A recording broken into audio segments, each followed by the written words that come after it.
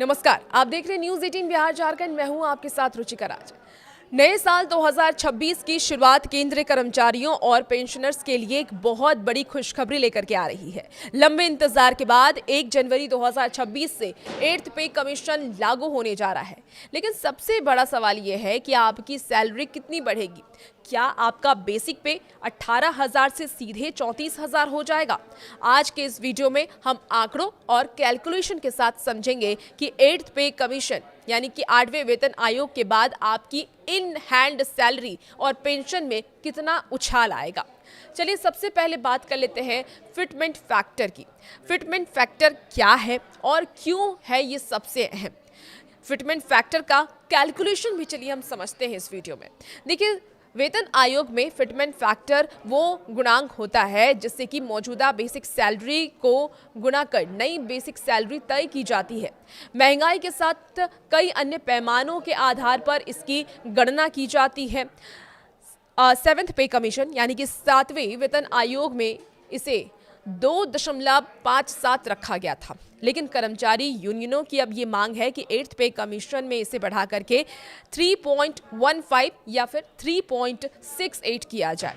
अगर सरकार fitment factor को 1.92 के आसपास भी रखती है, जैसे कि कुछ रिपोर्ट्स ये दावा कर रहे हैं, तो भी आपकी बेसिक सैलरी में भारी बढ़ोतरी होगी। चलिए उदाहरण से भी अब आपको ये समझा देते हैं कैसे बढ़ोतरी होती है।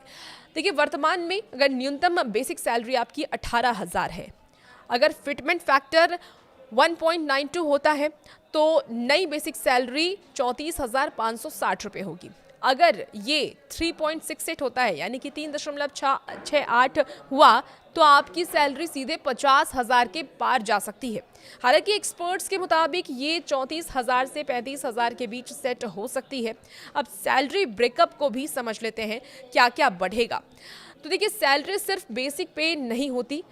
जब बेसिक सैलरी बढ़ती है तो इसका सीधा असर आपके अन्य अनाउंसेस पर भी पड़ता है, जैसे कि डीए, जिसको महंगाई भत्ता भी कहते हैं। नया वेतन आयोग लागू होते ही डीए को बेसिक में मर्ज कर दिया जाता है और फिर से 0% से शुरू किया जाता है। हाउस रेंट अलाउंसेस होता है। बेसिक सैलरी जब बढ़ती है तो इसका भी जो अनाउंसेस होता है वो भी बढ़ जाता है। बेसिक बढ़ने से आपका हाउस रेंट अनाउंसेस भी बढ़ जाएगा। देखिए, पेंशनर्स को भी इसका सीधा फायदा मिलने वाला है। 8th पे कमीशन अगर लागू होता है तो सिर्फ नौकरी कर रहे लोगों को इसका फायदा नहीं होगा, बल्कि लाखों पेंशनर्स को भी इसका फायदा मिलने वाला है। उनकी पेंशन में भी लाभ होगा, वृद्धि होगी और उनको भी सीधा फायदा मिलेगा।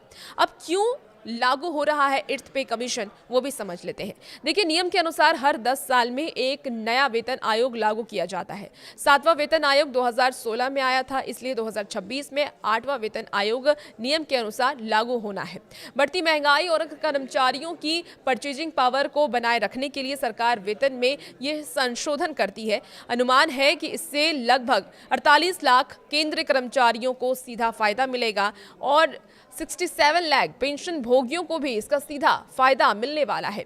हालांकि अभी सरकार की ओर से अंतिम नोटिफिकेशन का इंतजार है, लेकिन तैयारी पूरी है। जैसे ही फिटमेंट फैक्टर पर मुहर लगेगी, आपकी सैलरी की तस्वीर साफ हो जाएगी। क्या आपको लगता है कि फिटमेंट फैक्टर 3.68 होना चाहिए? आपकी राय क्या है? कमेंट बॉक्स में जरूर बताइएगा। फिलहाल इस वीडियो में इतना ही। आप बने रहिए न्यूज़ 18 के साथ।